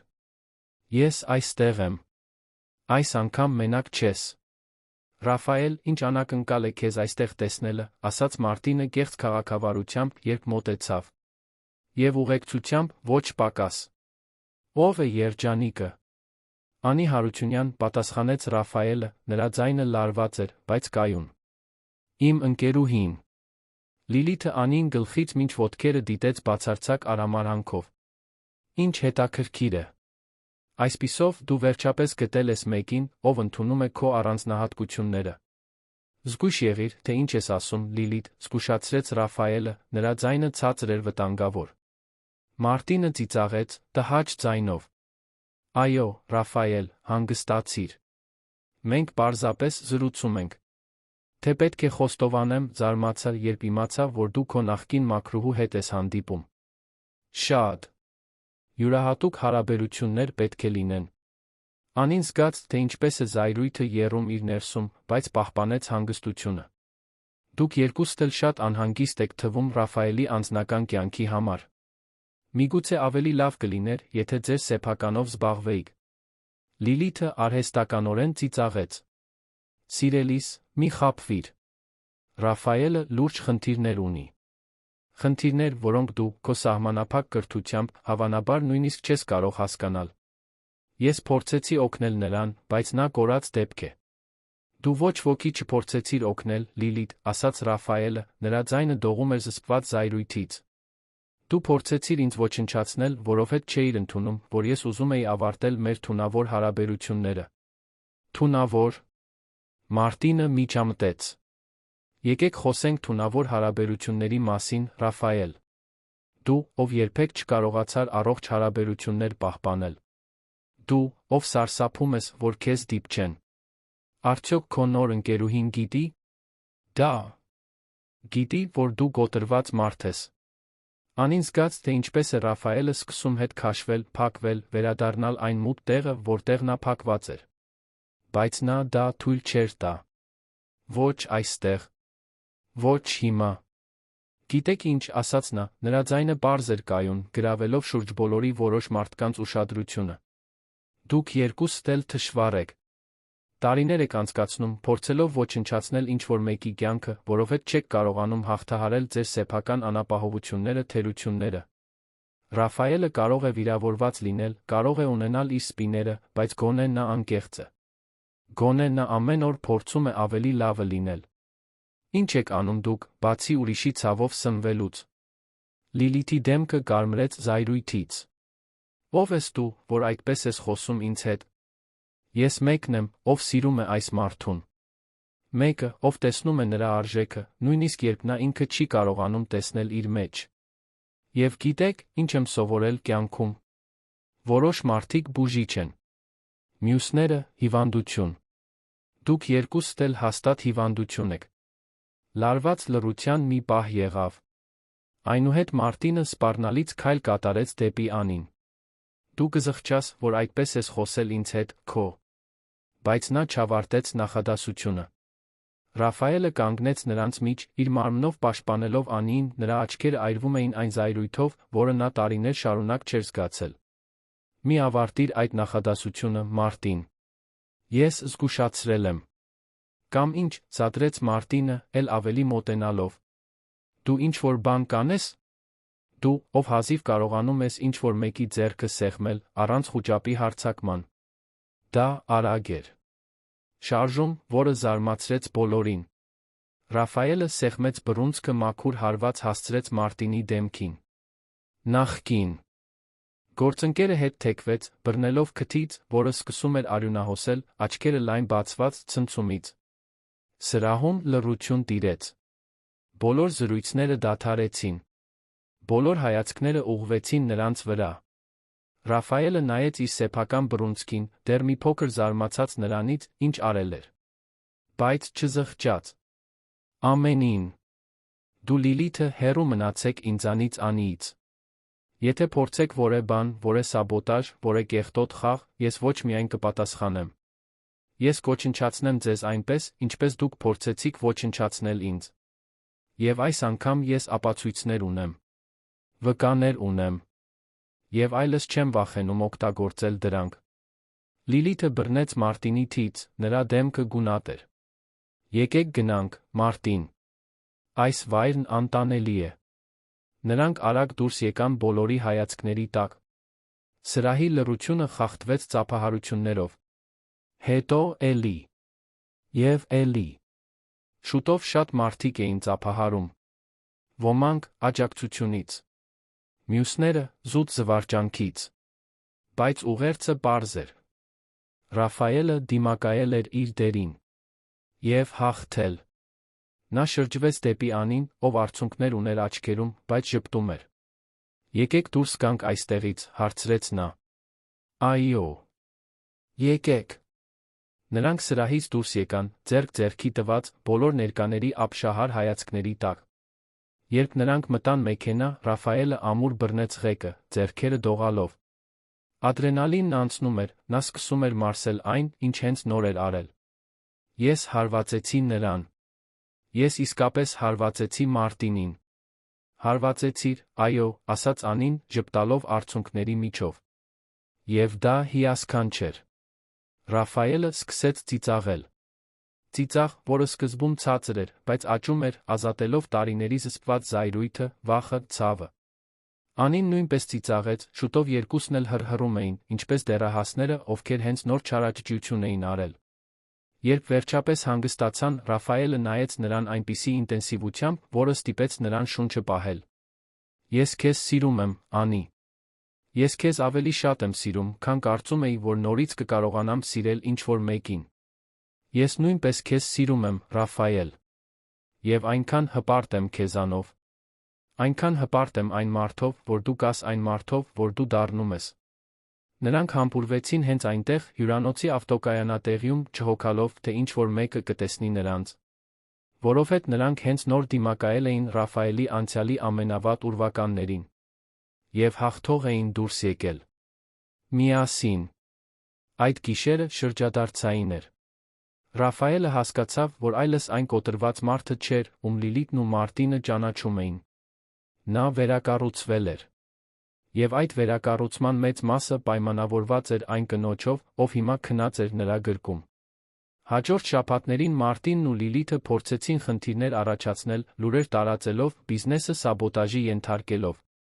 Բայց Ռաֆայելը պատրաստ էր։ Նա պահպանել էր Մարտինի բոլոր դավաճանությունների, իր նախկին գործընկերոջ կողմից մշակված բոլոր սխեմաների ապացույցները։ Երբ այդ ապացույցները բացահայտվեցին, Մարտինն էր, ով ի վերջո հետաքննվեց խարդախության համար։ Ինչ վերաբերում է Լիլիթին, նա պարզապես անհետացավ նրանց կյանքից, հասկանալով, որ լիովին կորցրել էր այն իշխանությունը, որը մի օր ուներ Ռաֆայելի վրա։ Ռաֆայելն ու Անին, ազատված անցյալի ուրվականներից, վերջապես կարող էին նայել ապագային։ Եվ ինչ խոստումնալից ապագա էր դա։ 6 ամիս էր անցել Մարիոթ հոթել Երանի այն գիշերվանից։ 6 ամիս այն բանից հետո, երբ Ռաֆայելը հարվածել էր Մարտինին վտարել իր ուրվականներին։ 6 ամիս, որի ընթացքում նա Անին կառուցել էին ավելի ու ավելի ամուր, ավելի ճշմարիտ, ավելի խորը հարաբերություններ։ Ռաֆայելը փոխվել էր այնպես, որ ինքն էլ հազիվ էր ճանաչում։ Նա ավելի շատ էր ծիծաղում, ավելի բաց էր խոսում իր զգացմունքների մասին, թույլ էր տալիս իրեն խոցելի լինել։ Դեռս դժվար օրեր էին լինում, պահեր, երբ անցյալի հիշողությունները փորձում էին նրան հետ քաշել անդունդը։ Բայց հիմա նա Անին ուներ իր կողքին, նա խարիսխի նման էր, որը նրան կայուն էր պահում, որը նրան հիշեցնում էր, թե որքան էր նա զարգացել։ Անին նույնպես աճել էր։ Նա գերազանցությամբ ավարտել էր վարչարարության իր տեխնիկական դասընթացը, Ռաֆայելը նրան պաշտոնապես առաջադրել էր որպես գործառնությունների մենեջեր։ Հիմա այլս ոչ ոք չէր կարող ասել, որ նա այնտեղ էր միայն հովանավորչությունից։ Նա ապացուցել էր իր արժեքը, իր իրավասությունը, իր ունակությունը։ Եվ դա արել էր, պահպանելով իր էությունը, իր բարությունը, իր անկեղծությունը։ Մի շաբաթ առավոտյան Ռաֆայելը վաղ արթնացավ Անիի բնակարանում։ Նրանք նախորդ գիշերն անցկացրել էին միասին, ինչպես հաճախ էին անում հիմա։ Նա դիտում էր նրան քնելիս, նրա մազերը տարածված բարձի վրա, այնքան անդոր արտահայտությամբ, որ սիրտը սեղմվում էր սիրուց։ Ինչպես էր նա այդքան բախտավոր, նրան գտնելու համար։ Ինչպես մի պարզ անկում, մի հիմար դժբախտ պատահար, լիովին փոխել էր իր կյանքի ուղին։ Նա գիտեր պատասխանը։ Դա բախտ չէր եղել։ Դա ճակատագիր էր եղել։ Դա տիեզերքն էր դավադրել, ճիշտ մարդուն ճիշտ պահին իր ճանապարհին դնելու համար։ Եվ հիմա նա որոշում էր կայացնելու։ Մի որոշում, որը նրան միաժամանակ նյարդային ոգորված էր դարձնում։ Այդ կեսօրին, մինչ Անին այցելում էր Էջմիածնում գտնվող իր մորը, Ռաֆայելը գնաց կենտրոնի էլիտար թաղամասերից մեկի ոսկերչական խանութ։ Նա շաբաթներ շարունակ փնտրել էր, կատարյալ մատանին գտնելու համար։ Մի բան, որը կներկայացներ Անիին, ուժեղ, նուրբ, ժամանակից դուրս։ Նա վերջապես գտավ։ Պարզ սպիտակ ոսկուց մատանի, մեկ մենակ ադամանդով, որը կախարդական կերպով էր բռնում լույսը։ Դա խանութի ամենաթանկը չէր, բայց ամենագեղեցիկն էր։ Վաճառողը շնորհավորեց նրան լավ ճաշակի համար, զգուշությամբ փաթաթեց մատանին։ Ռաֆայելը ոսկերչական խանութից դուրս եկավ, սիրտը արագ բաբախելով։ Նա պատրաստվում էր նրան ամուսնության առաջարկություն անել։ Այն ամենից հետո, ինչ նա անցել էր, բոլոր այն տարիներից հետո, երբ կարծում էր, որ երբեք չի կարողանա սիրել կամ սիրվել, նա պատրաստվում էր այդ զարմանալի կնոջը խնդրել, ամուսնանալ իր հետ։ Բայց ինչպես դա անել։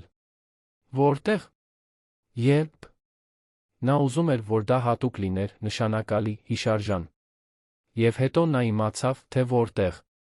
Հաջորդ երկուշաբթի Ռաֆայելը խնդրեց Անին հանդիպել 42-րդ հարկի հանդիպումների սենյակում, երեկոյան ժամը 6-ին։ Նա տարօրինակ համարեց, բայց համաձայնեց։ Երբ նա հասավ վայրը, լույսերը մարած գտավ։ Մի պահ նա մտածեց, որ շփոթվել է։ Բայց հետո լույսերը վառվեցին։ Սենյակը փոխակերպված էր։ Վարդի թերթիկներ էին ծածկում հատակը։ Մոմերը լուսավորում էին յուրաքանչյուր անկյուն։ Եվ կենտրոնում պատուհանների դիմաց, որոնք ցույց էին տալիս լուսավորված երանը, կանգնած էր Ռաֆայելը կոստյումով, ձեռքին սպիտակ վարդերի փունջ։ Անին ձեռքը բերեց բերանին, արցունքներն արդեն սկսում էին հավաքվել նրա աչքերում։ Ռաֆայել։ Նա ժպտաց, այն ժպիտը, որն այժմ այդքան հեշտությամբ էր գալիս։ Հիշում ես այս վայրը, Անի։ Նա շուրջ բոլորը նայեց, հասկանալով։ Այս սենյակը։ Հանդիպումների սենյակը, որտեղ ամեն ինչ սկսվեց։ Որտեղ նա մաքրում էր, երբ դու առաջին անգամ անցար նրա կողքով։ Հենց այստեղ էի քեզ առաջին անգամ իսկապես տեսել, շարունակեց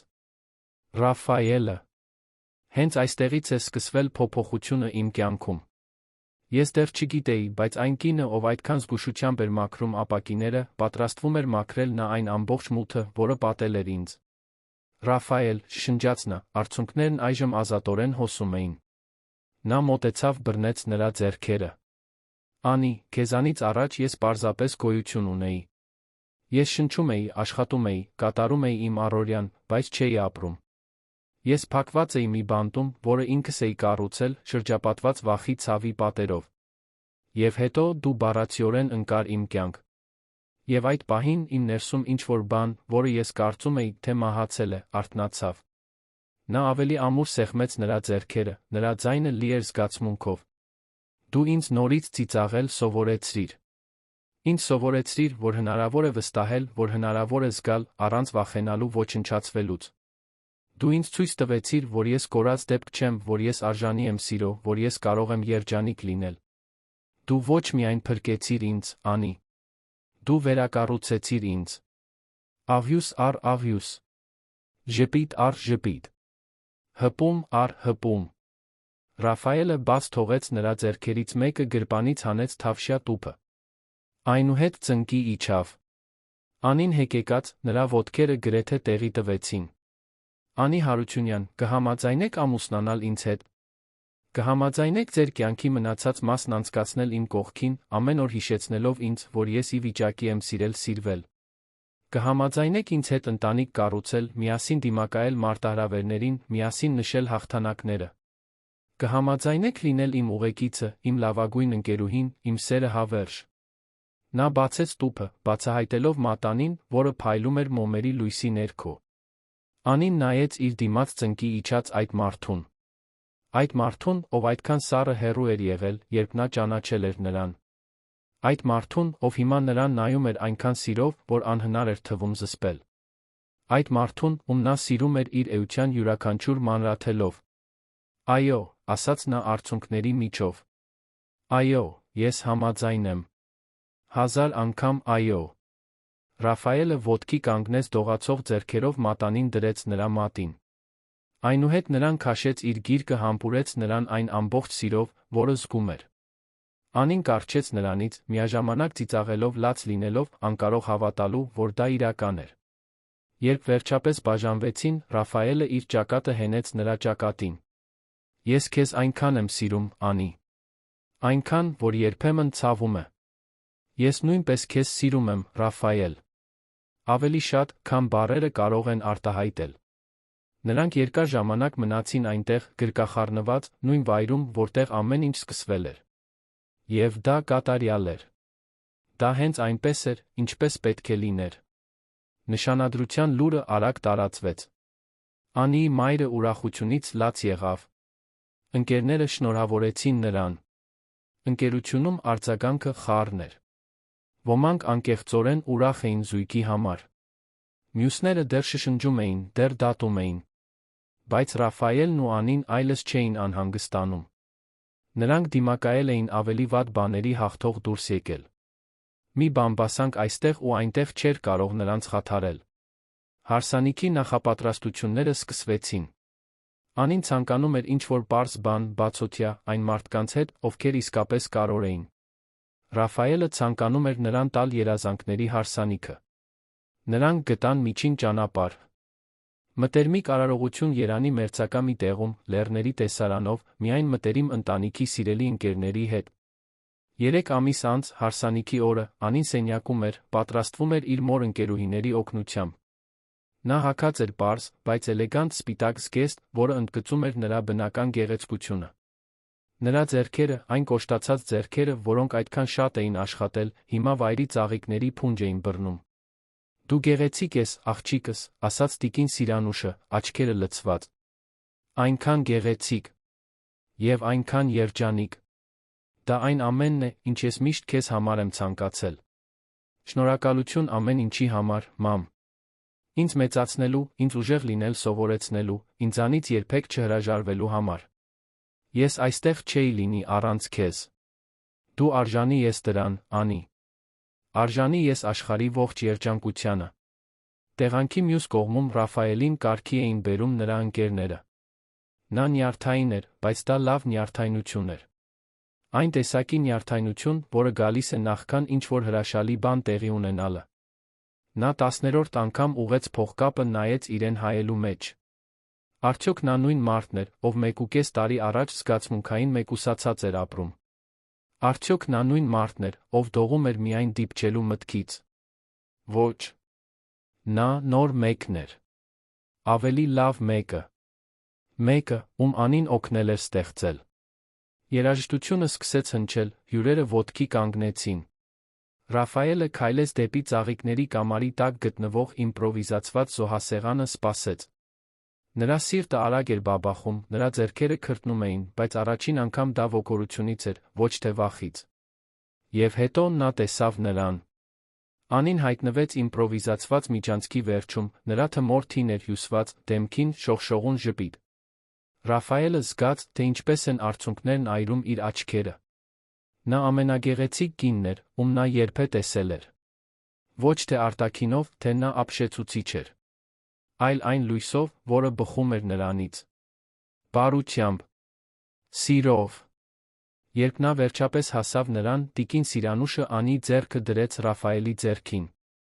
Լավ հոգ տար իմ աղջկան, շշնջաց նա նրան։ Իմ կյանքով, խոստացավ Ռաֆայելը։ Հանդիսավարը սկսեց արարողությունը, բայց Ռաֆայելը հազիվ էր լսում խոսքերը։ Նա կարողանում էր միայն նայել Անիին, այն կնոջը, ով ամեն ինչ փոխել էր։ Երբ խոստումների ժամանակը եկավ, նա խորը շունչ քաշեց։ Անի, երբ դու ընկար իմ գիրկը այն օրը, իմ ներսում ինչ-որ բան, որը տարիներ շարունակ քնած էր, արթնացավ։ Դու ինձ տվեցիր մի բան, որը ես կարծում էի, թե երբեք այլս չէի ունենա, հույս։ Հույս, որ ես կարող էի երջանիկ լինել։ Հույս, որ ես կարող էի սիրել, սիրվել։ Հույս, որ իմ անցյալը չէր սահմանում իմ ապագան։ Ես խոստանում եմ իմ կյանքի ամեն օրը ցույց տալ քեզ, թե որքան ես նշանակում ինձ համար։ Խոստանում եմ քեզ պաշտպանել, քեզ աջակցել, քեզ ծիծաղեցնել։ Խոստանում եմ լինել քո գործընկերը ուրախություններում, դժվարություններում։ Խոստանում եմ երբեք չմոռանալ այն նվերը, որ դու ինձ տվեցիր, նորից ապրելու հնարավորությունը։ Անին հիմա բացահայտորեն լաց էր լինում։ Նա սրբեց արցունքները, սկսեց իր սեփական խոստումները։ Ռաֆայել, երբ ես քեզ հանդիպեցի, տեսա պատերով շրջապատված մարդու։ Բայց ես նա տեսա ինչ-որ բան այդ պատերից այն կողմ։ Տեսա բարություն, տեսա խելք, տեսա սիրտ, որը վիրավորված էր, բայց դեռ բաբախում էր։ Դու ասում ես, որ ես փրկեցի քեզ, բայց դու նույնպես փրկեցիր ինձ։ Դու ինձ ցույց տվեցիր, որ ես արժանի եմ իսկական սիրո։ Որ իմ անցյալը, իմ ծագումը, դրանցից ոչ մեկը չէր սահմանում իմ արժեքը։ Դու հավատացիր ինձ, երբ ես ինքս հազիվ էի հավատում ինձ։ Ես խոստանում եմ միշտ քո կողքին լինել։ Խոստանում եմ քեզ հիշեցնել, դժվար օրերին, թե որքան ես զարգացել։ Խոստանում եմ քեզ ժպտացնել։ Քեզ մխիթարել, քեզ անվերապահորեն սիրել։ Խոստանում եմ քեզ հետ կառուցել սիրով, ծիծաղով, մտերմությամբ լի կյանք։ Հյուրերի մեջ չկար չոր աչք։ Նույնիսկ Ռաֆայելը, ով միշտ պայքարում էր զգացմունքներ ցույց տալու համար, թույլ էր տալիս արցունքներին ազատորեն հոսել։ Երբ նրանք փոխանակեցին մատանիները, հանդիսավարը վերջապես ասաց այն բառերը, որոնց երկուսն էլ սպասում էին, Ռաֆայելը համբուրեց Անիին, կարծես դա առաջին վերջին համբույրն էր միաժամանակ։ Հյուրերը պայթեցին ծափահարություններով։ Ռաֆայելն ու Անին շրջվեցին դեպի նրանք, դեմքերին հսկայական ժպիտներով, ձեռքերը միահյուսված։ Նրանք ամուսնացել էին։ Նրանք ամուսին կին էին։ Նրանք ընտանիք էին։ Խնջույքը ուրախ էր անկաշկանդ։ Կային պարեր, ծիծաղներ, լավ ուտելիք, ավելի լավ ընկերություն։ Ռաֆայելը պարեց Անիի հետ աստղերի տակ, նրանց մարմինները շարժվում էին կատարյալ համաժամանակությամբ, կարծես նրանք դա արել էին ամբողջ կյանքում։ Երջանիկ ես, ցածր հարցրեց նա։ Անչափ, պատասխանեց նա։ Դու ավելի երջանիկ, քան երբեք պատկերացնում էի, որ հնարավոր է։ Հաջորդ ամիսները հարմարեցումների բացահայտումների էին։ Ռաֆայելն ու Անին տեղափոխվեցին նոր բնակարան Արաբկիրում, միջին ճանապարհ նրա սովորած շքեղության, նրա նախընտրած պարզության միջ։ Նրանք սովորեցին ապրել միասին, տարածք կիսել, միասին առօրյա կառուցել։ Եվ յուրաքանչյուր օր նոր արկած էր։ Ամուսնությունից 3 ամիս անց Անին սկսեց ինչ-որ տարբեր բան զգալ։ Առավոտյան սրտխառնոց, որը չէր անցնում։ Անբացատրելի հոգնածություն։ Բարձրացած զգացմունքային զգայունություն։ Նա արդեն կասկածում էր, բայց վախենում էր հույս ունենալ։ Այդ առավոտյան, մինչ Ռաֆայելը դեռ քնած էր, նա թեստ արեց։ 2 գիծ։ Դրական։ Անին նստեց լոգարանի եզրին, նայելով պլաստիկի այն փոքրիկ կտորին, որը ամեն ինչ փոխում էր։ Նա հղի էր։ Մայր էր դառնալու։ Նրանք ծնող էին դառնալու։ Արցունքները սկսեցին հոսել, բայց դրանք մաքուր ուրախության արցունքներ էին։ Նա վերադարձավ սենյակ, նրբորեն արթնացրեց Ռաֆայելին։ Նա բացեց աչքերը, դեռ քնկոտ, ժպտաց, տեսնելով նրան։ Բարի լույս, սեր։ Ամեն ինչ լավ է։ Անին ժպտաց արցունքների միջով։ Ինչ-որ բան ունեմ քեզ պատմելու։ Նա նրան տվեց թեստը։ Ռաֆայելը նայեց դրան, սկզբում շփոթված։ Այնուհետ հասկացումը եկավ։ Նրա աչքերը լայնացան, նա արագ նստեց մահճակալին։ Դու… Մենք երեխա ենք ունենալու, հաստատեց Անին, միաժամանակ ծիծաղելով, լաց լինելով։ Ռաֆայելը նրան քաշեց իր գիրկը, ամուր սեղմելով։ Նա ծիծաղում էր, լաց էր լինում, զգացմունքների խառնաշփոթ էր, որը նա նույնիսկ չփորձեց վերահսկել։ Նրանք երեխա էին ունենալու։ Նոր կյանք։ Այն ամենի շարունակությունը, ինչ նրանք միասին կառուցել էին։ Մենք ծնող ենք լինելու, ասաց նա, զարմացած։ Ես հայր եմ լինելու։ Եվ դու հիանալի հայր կլինես, հավաստիացրեց Անին։ Ռաֆայելը ձեռքերի մեջ բռնեց նրա դեմքը։ Մենք այդ երեխային կմեծացնենք այնքան սիրով, Անի։ Այնքան սիրով, որ նա երբեք չի կասկածի, ոչ մի վայրկյանով, թե որքան սիրված գնահատված է։ Անին գլխով արեց, իմանալով, որ նա խոսում էր փորձից։ Իմանալով, որ նա իրենց երեխային կտա այն ամենը, ինչ ինքը չէր ունեցել։ Ամբողջ սերը, ամբողջ ուշադրությունը, ամբողջ զգացմունքային անվտանգությունը։ Հղիության ամիսները կախարդական էին։ Ռաֆայելը ներկա էր յուրաքանչյուր խորհրդակցության, յուրաքանչյուր ուլտրաձայնային հետազոտության, յուրաքանչյուր պահի։ Նա ամեն գիշեր խոսում էր Անիի որովայնի հետ, պատմություններ պատմելով, խոստումներ տալով, արդեն սիրելով այն փոքրիկ արարածին, ով դեռ չէր ծնվել։ Երբ նրանք իմացան, որ աղջիկ է լինելու, Ռաֆայելը ուրախությունից լաց եղավ։ Աղջիկ։ Անիի մի փոքրիկ տարբերակ, ում նա կարող էր պաշտպանել, սիրել։ Եկեք նրան Սոֆիա անվանենք, առաջարկեց Անին։ Նշանակում է իմաստություն։ Եվ ես ուզում եմ, որ մեր աղջիկը իմաստուն լինի, որ ավելի լավ ընտրություններ կատարի, քան մենք արել ենք, որ ուժեղ լինի, բայց նա նուրբ։ Սոֆիա Մանուկյան Հարությունյան, Ռաֆայելը փորձեց անունը։ Կատարյալ է։ Այն օրը, երբ Սոֆիան ծնվեց, Ռաֆայելը մտածեց, որ իր սիրտը կպայթի այդքան սիրուց։